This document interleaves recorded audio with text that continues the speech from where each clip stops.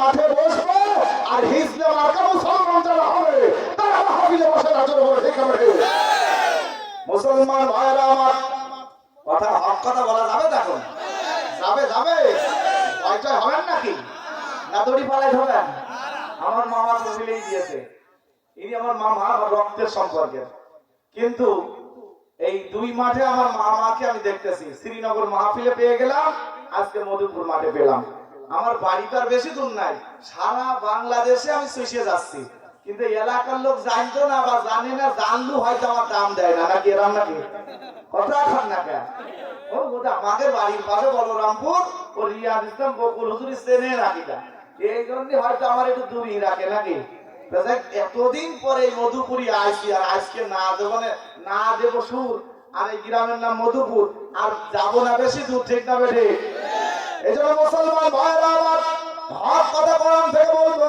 কোরআন থেকে শুনতে হবে কোরআনের পক্ষে থাকতে হবে আল্লাহ তাআলা কোরআনের মধ্যে হক সম্পর্কে বাতিল সম্পর্কে বলে দিলেন ওয়ালা তালবিসুল হক بالباطل وتكتموا الحق وأنتم تعلمون আল্লাহ তাআলা কোরআনের মধ্যে বলে দিলেন তোমরা জেনে শুনে হক আর বাতিল একসঙ্গে মিশ্রিত করো না হক আর বাতিলকে একসঙ্গে মিশিয়ে ফেলো না আর জেনে শুনে তোমরা সত্য কখনো গোপন করো না জোরে বলা ঠিক না ঠিক কে বলতেছে জোরে বলা কে বলতেছে আল্লাহ তার মানে হক আর বাতিল আমরা চিনে ফেলেছি কেমন কায়দায় চিনব আল্লাহ তাআলার দুনিয়ার বুকে মানুষেরা বলবে এক শ্রেণীর মানুষেরা বলবে আমরা ইহকাল এবং পরকালের প্রতি ঈমান এনেছি বলার মতো আছে না নাই বলে নামাজ না পড়লেও ঈমান ঠিক আছে আছে না নাই বলে আমার অভাব নাই রোজা রাখার দরকার নাই আছে তো এক শ্রেণীর মানুষেরা বলবে যে আমার ঈমান এই কাল পরকালের প্রতি ঈমান এনেছি আমার আল্লাহ ওদের সম্পর্কে বলে দিলেন ওয়া মিনান নাসি মান ইয়াকুলু আমান্না বিল্লাহি ওয়া বিল ইয়াউমিল আখির ওয়া মা হুম বিমুমিনিন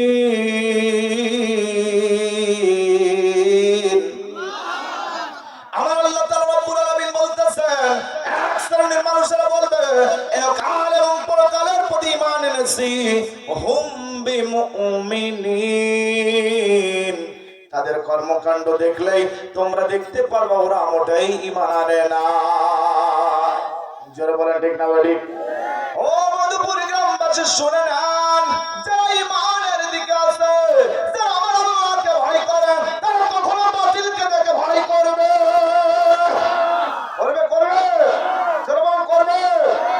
এতদিন ধরে বাংলাদেশে কোরআনের তাফসীর কারকেরা আলেম ওলামারা কোরআনের বাইরে হক কথাগুলো বলতে পারে না রাষ্ট্রের নাস্তিকের গোষ্ঠীরা তাদের টুটিতে ভরা ছিল আজ কথাই তারা এরপর যদিও কেউ আসে তাদের জুতা পিটাই করবে ঠিক হবে বাংলাদেশের বুকে শান্তি আনতে চাই জোরে ঠিক হবে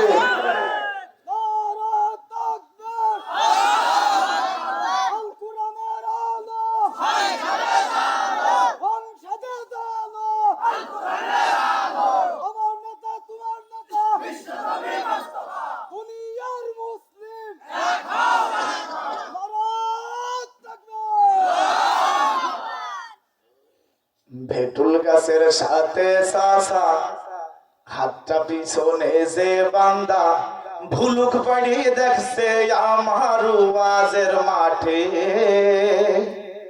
ও সাসা লজ্জা থাকলে ওই জায়গা থেকে চলে আসেন মাহফিলে দেখেন কয়টা মুরব্বী মানুষ আর যুবক মিলে ভুলুক পারছে মনে আছে চোর এদিকে আসেন মুসলমান হতে এই মাহফিল মাঠে আসতে হবে কোন চোরের মতো কিছু কি মারা যাবে এই জায়গায় আসেন মুসলমান হতে টাটকা হতে হবে মুসলমান দেশি মরক যদি মুয়াজ্জিন আযান দিতে দেরি করে সকালে মরকের ডাক আসে না নাই মুয়াজ্জিন ওদিকে ঘুমিয়ে এদিকে মরক কিন্তু জায়গায় গিয়ে মরক যাই আসে না নাই তাই দেশি মরকের মতো মুসলমান হতে হবে কোন পোল্ট্রি মার্কা মুসলমান হওয়া যাবে না জোরে বলে ঠিক আছে মুসলমানের রক্ত ইসলামের জন্য দিতে হবে, জোরে বলো ঠিক না বেঠিক? ইন্নাদ দীনা ইনদাল্লাহিল ইসলাম, একমাত্র মনোনীত ধর্ম ইসলামকে প্রতিষ্ঠিত করার জন্য। এখন যদি জিহাদের ময়দানে যেতে হয়, আমি আপনি কে কে রাজি আছি দেখান, লিল্লাহি তাকবীর, নারায়ে তাকবীর, লিল্লাহি তাকবীর। তাকবীরের স্লোগান যে মনের মধ্যে তিন দাঁতটি ফাঁকা দিচ্ছেন আর চার দাঁতটি বের করছেন, হবে না। মাহফিল চলাকালে আমার এই কমিটির খুব পছন্দ হয়েছে, যে শ্রীনগরেরও পছন্দ হয়েছে, যে মাহফিলের আগে আমার প্রধান অতিথি আমার মামাকে কথা বলে দিয়েছে।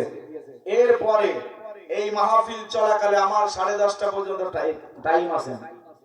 আমি এখন ওয়াজ শুরু করি না, আগে লোক বুঝাচ্ছি। এখন দিচ্ছি বাড়ি, একটু পরে দেবো ঝাড়িয়ার দেবো, এবারে দাঁড়িয়ে বাড়ি, ঠিক না বে ঠিক? তারপরে হবে ওয়াজ, লোক বুঝানোর পরে তারপরে শোনাবো ওয়াজ। 10:30 পর্যন্ত কেউ এই জায়গায় ডিস্টার্ব করতে আসবেন না। কি রাজি আছেন? যে যখন আসার দরকার, আমার প্রধান বক্তা এসেছে আমি শুনেছি, প্রধান বক্তা যখন আসবে তখন আমি ছেড়ে দেবো ইনশাআল্লাহ। 1 মিনিটও থাকবো না। ফুল গিয়ারে 5 গিয়ারের মোটরসাইকেল যারা উঠেছে, আমি 6 গিয়ারে এখান থেকে চলে যাবো, ঠিক তো? মুসলমান ভাইরা আমার, বাবাজিরা আমার, ও আল্লাহর বান্দারা আমার, আল্লাহ তাআলা রব্বুল আলামিনের কোরআন থেকে আমি আপনাদের মাঝে শুনিয়েছি সূরা আনফাল থেকে একটি মাত্র আয়াত। এই আয়াতের থেকে আমি কোরআন থেকে তাফসীর করব, মনোযোগ দিয়ে শুনতে হবে বাবাজিরা আমার। আমার আল্লাহ তাআলা রব্বুল আলামিন এই কোরআনের মধ্যে আমার নবী সম্পর্কে বলে দিচ্ছেন। আল্লাহ তাআলার নবী মুহাম্মদ সাল্লাল্লাহু আলাইহি সাল্লাম যখন ছোট ছিল তখন মুহাম্মাদের কোন শত্রু হলো না। 40টা বছর পর্যন্ত মুহাম্মাদের কোন শত্রু হয়? আমার আপনার শত্রু হয়েছে, জোরে বলেন ঠিক না বেঠিক? হয়েছে না? 40 বছর পর্যন্ত যখন হলো, বিশ্বনবীর কেউ শত্রু হলো না। 40 বছর পার হয়ে যখন, নবুয়তের বয়স পার হয়ে যখন, বিশ্বনবী দ্বীনকে প্রতিষ্ঠিত করার জন্য, সংসদ ভবন চালু করার জন্য, আল্লাহর কোরআনের আইনকে চালু করার জন্য রাসূল যখন রাজনীতির ময়দানে চলে গেল, আবু জেহেল তখন তার শত্রু হয়ে গেল। জোরে বলেন ঠিক না বেঠিক? জোরে কোন না কেন, ঠিক না বেঠিক? আবু জেহেলের অনুসারীরা শত্রু হয়ে গেল। কেন হলো? আবু জেহেল দেখতেছে আমি এতদিন নেতৃত্ব দিয়ে আসতেছি, নেতাগিরি করে আসতেছি, মুহাম্মদ কোরআন বুঝায়া কোরআনের পক্ষে নিয়ে যায় ইহুদি নাসারারা মুহাম্মাদের হাতে বায়াত গ্রহণ করে, কালো আদা গ্রহণ করে মুসলমান হয়, তাহলে আমার দলগুলো সব কমে যাবে, মুহাম্মদ এক সময় নেতা হয়ে যাবে। ওর বাপ নাই, ও এতিম, ওর মাও নাই, এতিম হয়ে গেছে, এতিম ছেলে নেতা হয়ে যাবে, এটা সহ্য করা যায় না। আমি আবু জেহেল তো নেতাগিরি করতেছি, প্রেসিডেন্ট, এই জন্য মুহাম্মদকে মারার জন্য ষড়যন্ত্র করলো, কৌশল করলো। ও মুসলমান ভাইরা আমার, কি ষড়যন্ত্র? ওই আবু জেহেলের 11 জন ছিল মন্ত্রী, 3 জন ছিল উপদেষ্টা, এই 14 জন মিলে মুহাম্মাদের বিরুদ্ধে ষড়যন্ত্র করলো। আবু জেহেলকে বলল, শোনেন, আপনি একটা কাজ করেন, আপনার মুহাম্মদ সাল্লাল্লাহু আলাইহি সাল্লাম যখন কাফেলা নিয়ে বের হবে, ওই কাফেলাদের সব আমরা যে তাদের গ্রেফতার করে ফেলবো, আর গ্রেফতার করে তাদের জেলের মধ্যে রাখতে হবে। জেলের মধ্যে আনতে পারলে, কিছুদিন জেল খাটলে, তখন আর এই ভয় নেতাগিরি ছেড়ে দেবে, ইসলামের দাওয়াত দেওয়া ছেড়ে দেবে। এই কথা শয়তানদের চক্রান্ত, অথচ আমার আল্লাহ তাআলা রব্বুল আলামিনের চক্রান্ত।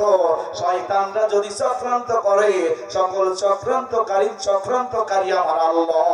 জোরে বলেন ঠিক না বেঠিক? ও মধুপুরবাসী শুনে না, আমার আল্লাহ তাআলার নবীকে যখন ওরা সরা পরামর্শ করে ষড়যন্ত্র করে গ্রেফতার করার কথা ভেবে ফেললো, মোট 53 জন একসঙ্গে আসতেছে। 2 জন ছিল শিশু, 7 জন ছিল নারী, আর সকলেই পুরুষ মানুষ ছিল। 53 জনকে এক সময় আবু জেহেলরা ষড়যন্ত্র করে গ্রেফতার করে ফেললো। গ্রেফতার করার পরে তখন একটি সংসদ ভবন আছে, ওই সময় আবু জেহেলের একটি সংসদ ভবন আছে। আমাদের যেমন বাংলাদেশের জাতীয় সংসদ ভবন আছে, ভারতের আছে যেমন ভারতের যেমন আছে সংসদ ভবন, ওর সংসদ ভবনের নাম হলো বিধানসভা। আমেরিকার সংসদ ভবনের নাম হলো হোয়াইট হাউস, মানে সাদা ঘর। কি ঘর? আর ওই আবু জেহেলের সংসদ ভবনের নাম হলো দারুল নদিয়া। কি নাম? দারুল নদিয়া থেকে আইন পাস করলো মুহাম্মদকে গ্রেফতার করতে হবে, একটি জেলখানায় বন্দী করতে হবে। বাংলাদেশে যেমন কারাগার আছে, কেন্দ্রীয় কারাগার, ওই কারাগারের নাম আবু জেহেল। তখন ওই আবু জেহেলের কারাগারে যখন বানালো, ওই কারাগারের নাম হলো শিহাবে আবু তালেবের জেলখানা। কোন জেলখানা? শিহাবে আবু তালেবের জেলখানা। এইবার আল্লাহর নবীকে 53 জন শহর গ্রেফতার করে ফেললো। আবু জেহেল গ্রেফতার করার পরে তাদেরকে কিছুদিন জেলখানা ঢোকার সাথে সাথে কিছু খাবার দিতে শুরু করলো। যারা জেলখানার মধ্যে যায় তারা বাড়িতে যেমন আনন্দ ফুর্তি করে খাবার খায়, জেলখানায় কিন্তু এমনটা হয় না। জোরে বলা ঠিক না ঠিক? বিশ্বনবীকে খাবার দিতে লাগলো। খাবার দিতে দিতে আস্তে আস্তে ওই 14 জনের পরামর্শ আবু জেহেলের মাথা থেকে ছেড়ে ফেললো। আবু জেহেল একটা কৌশল করলো, এই জেলখানার মধ্যে যদি মুহাম্মদকে মেরে ফেলতে পারি, সহকারী যারা আছে সবাইকে যদি মেরে ফেলতে পারি, তাহলে আমার দলে আর আমার বাধা দেবে না, নেতাগিরি আমার চলবে না। মুহাম্মদ মরে গেলে সব দল সব লোক আমার ভয়ে আমার দলে চলে আসবে। এই কৌশল যখন করে, এই কৌশলের খবর কে জেনে যায়? জোরে বলেন, কে জেনে যায়? আল্লাহ জেনে যায়। আমার আল্লাহ তারাও দেখতেছেন। এই আবু জাহেল, যতই কৌশল করিস না কেন, তোকে আমি এখন বাড়তে দিলাম। বেড়ে নে বেড়ে নে, বাড়ার সময় যখন শেষ বাড়া বেড়ে যাবি, আমি আল্লাহ তখন বৈশাখী ঝড় দিয়ে তুফান তুলে দেবো। চৈত মাসে যেমন গরমকাল, ওই রোদের তাপে মাটি যখন ফেটে চৌচির হয়ে যায়, আমি আল্লাহ তোর সময় হইলে সত্যি বসান দিয়ে দেব। কি বসান? চলবে তো? একের বসান হবে। কয় নম্বরে? 1 নম্বরে বসান হবে। কারণ আজকে মুসলমান মারতে জানে, মরতেও। জোরে পান ঠিক না ঠিক? এই দেশের মানুষেরা কি পরিকল্পনা করলো? শহীদ আল্লামা দেলোয়ার হোসেন সাঈদী রাহিমাহুল্লাহকে কৌশল করে বিভিন্ন কেস দিয়া জেলখানার মধ্যে যখন বন্দী করে দিল, ওরা মনে করলো সাঈদী যদি জেলে থাকে আর দুনিয়ার কোন হুজুর নারবে না। কারণ বড় হুজুর যদি জেলে থাকে, ছোট হুজুর কয়টা ফলিয়ে ফলিয়ে বেড়াবে। আবার এটা যখন পাইয়ে দিল না, কিছু হুজুরের ঘুম করে দিল, কিছু হুজুরের আলেম, কিছু আলেমদেরকে ফাঁসি দিয়ে দিল, কারো কারো সন্তানকে একবারে কেটে টুকরা টুকরা করলো। আল্লাহ তাআলা রব্বুল আলামিনের বান্দার মনোযোগ দিয়ে শুনবেন। এক শহীদ আল্লামা দেলোয়ার হোসেন সাঈদী রাহিমাহুল্লাহকে অফার দেওয়া হলো। লেডিস ফিরাউন বলল, আমার কাছে যদি ক্ষমা চায় তাহলে আমি মাফ করে দেব, জেল থেকে বের করে দেব। বর্তমান জামাত ইসলামের প্রেসিডেন্ট, যিনি প্রধান আমির রয়েছে, ডক্টর শফিকুর রহমান, উনি বলল, ভাই সাঈদী, আপনার কাছে একটি কথা বলবো, লেডিস ফিরাউনের কাছে তুমি মাফ চাইলে নাকি তোমারে মাফ করে দেবে। শহীদ আল্লামা দেলোয়ার হোসেন সাঈদী রাহিমাহুল্লাহ বলল, ও ভাই শোনো, আমি দেলোয়ার হোসেন সাঈদী কোরআনের দাওয়াত বিশ্বের মধ্যে দিয়ে দিয়ে অনেক ইহুদি নাস্তিকদেরকে মুসলমান বানিয়েছি। আমি সেই সাঈদী, আমাকে যদি জেলের মধ্যে রেখে দেয়, ফাঁসিতে ঝুলায়, আমাকে যদি মেরে ফেলে, গুম করে দেয়, কেটে টুকরা টুকরা করে, তবু আমি সাঈদী সাহেব কখনো লেডিস ফিরাউনের কাছে মাথা নত করব না। আমরা কি করব ভাই? লেডিস ফিরাউন তো দূরের কথা, খুরা মশা, বেকা মশা, যে মশাই আসুক না কেন, বসানের পর বসান দিলি ওরাও আর নড়বে না। হুজুর বলা ঠিক না ঠিক? এই জন্য আল্লাহর কোরআনের পাখিকে কি কায়দায় মারলো? আল্লাহ তাআলার ওই বান্দা বলেছিল, এমন একটা দিন আসবে ইঁদুরের গর্ত খুঁজে পাবে না, সোজা নাকের ডোকা দিয়ে দিল্লিতে বলা লাগবে মামু বাড়ি। ঠিক না বেঠে? ওনার কথা সত্য হয়ে গেছে। ঠিক না বেঠে? এখন বুঝাইতে চাই, কোরআনের মানুষের উপর জুলুম যারা করতে চাও, করার পরিকল্পনা করো, করার চেষ্টা না করলেও তোমরা পিঁপড়ের গর্ত খুঁজে পাবে না। ঠিক না বেঠে? এই জোরে বলেন না, ঠিক না বেঠে?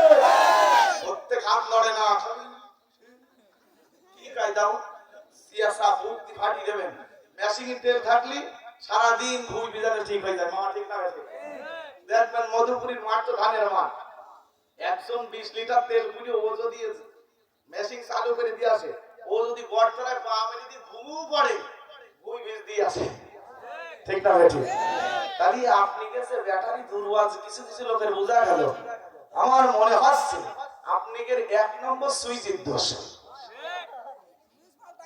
সুইচ মানে ও সুইচ তালিকার আমতার এটা বোঝাই দিই আমার আলোচনা শুনতে কষ্ট হচ্ছে নাকি চলবে তো আরে আজকে এলাকায় কালকে আরেক জায়গায় 26 তারিখ খুলনার ঘাট হোক রূপসা ঘাট হোকে ছাড়বো মাওলানা আজিজুল ইসলাম জিহাদি সাতক্ষীরার ওই বাগের বাচ্চা আর আমি এই আইডি বাংলা দুইজন ওই জায়গায় ছাড়বো 25 তারিখ জটারখালী 24 তারিখ আমার নিজের বলরামপুরে আমি আয়োজন করেছি ওই যে পুলিশকারী মহিবুল্লাহ আর মাওলানা ইব্রাহিম খলিল মুজাহিদ ছাড় আসবে আমার মোহনাসুর শিল্পী গোষ্ঠীর উদ্যোগ ওইটা আপনারা যাবেন তাই বলে এলাকায় আইসি আর আপনারা আওয়াজ দেবেন না আমি অতটাও নরম না যদি ব্যাটারি দুর্বল হয় তাহলে এর পরের থেকে কিন্তু আর হবে না স্যার তাহলে সুইচের দোষ কেমন করে আমি বুঝাই দিই আমার মামা আজকে শুনে যায় সুইচের দোষ এই পাশে খেজুর গাছ আছে খেজুর তলায় কোন তলায় খেজুর তলার গ্রামের মেয়ে একটা বিয়ে দিয়েছে আলমডাঙ্গা শহরে এই লোকটার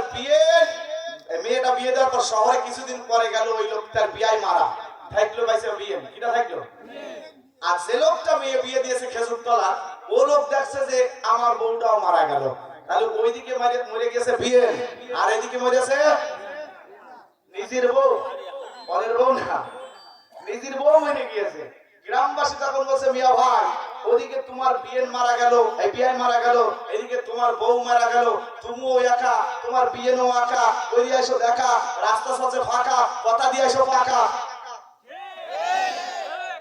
দেখবেন বিয়ে যখন বানায় যুবক দেখে একটু বানান টাইট দেখে মানে কেরাম কি হয় কিছু কিছু লুচ্ছ বিয়ে আছে না নাই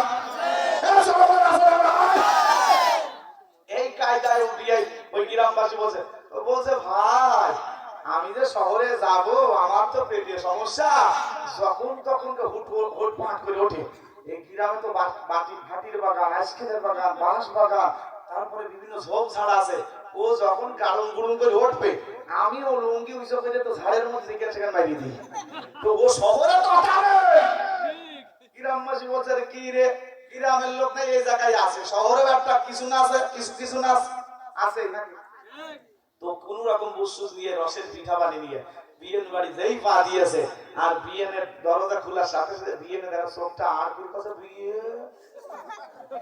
বিয়েনও জানে যে আমার বিয়ার পেটে সমস্যা বিয়ান তখন বলছে বিয়া এই ছোট ঘরটার মধ্যে ঢোকো ছোট ঘর এখন চেনেন টাইলস ওরা পায়খানা এখন কি আলা আজ থেকে 15 বছর আগে টাইলসওয়ালা পায়খানা আমার মুরব্বীরা দেখিনি এখন দেখছে এখন ওই মুরব্বীর ওই ঘর মধ্যে ঢোকে তাহলে কি বসবে ঠিক মতো তো ঢুকিয়ে যায় দেখে একটা ছোট জান্নাতের ঘর আর খুলে দিয়েছে বিয়ের ওখানে একটা কমোড আছে কমোডের ঢাকনিটা তুলবেন আর ফ্যানের সুইচ আছে একটা আর পানির সুইচ আছে ওই সুইচ টিপ মেরে আপনি ক্লিয়ার হয়ে আসেন ও বেচারা যাইয়ে চুল দেখছে মুখ দেখছে ভালোই লাগছে পাইস আমরা এই যে প্লাস্টিকের সুইচ আর মোজা এটা কিন্তু মুরব্বীরা আজও ছাড়িনি ঠিক না ভাই ঠিক তো এই লোক যাইও আস্তে আস্তে করে দেখতে দেখতে পেটের মধ্যে মোচড় মারছে আর কমোটের ঢাকনি না দিলে এরা ঠেলছে আচ্ছা ঠেললে কি যাবে ওর পেটের মোচড় আরো বাড়ছে বাড়ার পর দেখছে যে কোনো জায়গায় তো জায়গা নেই তাহলে এই পার মোজাটা খুলি পার মোজাটা খুলে জায়গাটা মতো নিরিখ করে ধরে ও কাম সারা